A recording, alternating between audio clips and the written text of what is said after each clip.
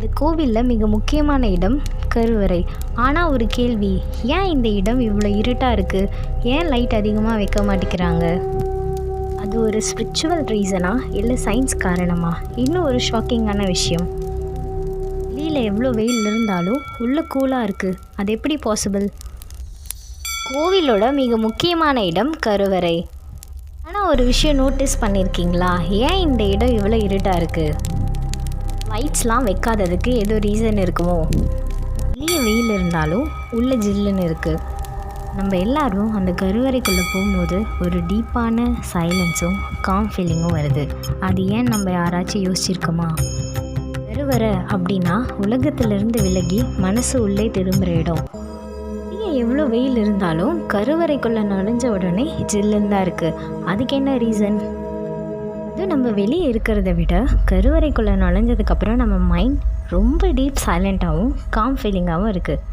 இது நார்மலாக ஆன்மீக ரீதியில் கருவறை அப்படின்னா உலகத்திலிருந்து விலக்கி மனசு உள்ளே திரும்புகிற இடம்.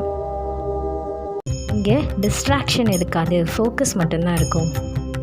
அந்த டார்க்னஸ் பர்பஸ் இல்லாமல் வைக்கலை. லைட் குறையும் போது மைண்ட் காமாக இருக்கும் அண்ட் கான்சன்ட்ரேஷன் இன்க்ரீஸ் ஆகும். இந்த கருவறைக்குள்ளே சிவலிங்கம் வச்சுருக்காங்க.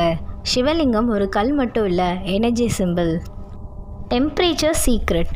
இன்னொரு ஷாக்கிங்கான விஷயம், வெளியில் வெயில் இருந்தாலும் கருவறைக்கு உள்ளே ரொம்ப கூலாக இருக்குது. ஏசியும் இல்லாமல் ஃபேனும் இல்லாமல் அது எப்படி பாசிபிள்? இதுக்கு பின்னாடி இருக்க secret pure architecture science.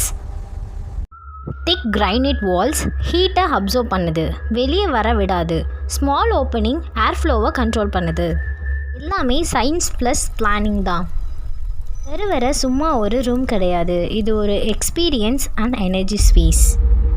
Next, இந்த கருவறையின் மையத்தில் இருக்கும் லிங்கம் சாதாரண கல்லா இல்லை அதுக்கு ஒரு பெரிய ரகசியம் இருக்குமா?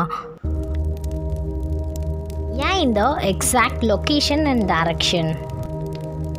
லிங்கத்துக்கு கீழே என்ன இருக்குது? சில பேர் சொல்கிறாங்க அதுக்கு கீழே எனர்ஜி கான்சன்ட்ரேட் ஆகுதுன்னு. இன்னும் சில பேர் பவர்ஃபுல்லான ஸ்ட்ரக்சர்னு சொல்கிறாங்க.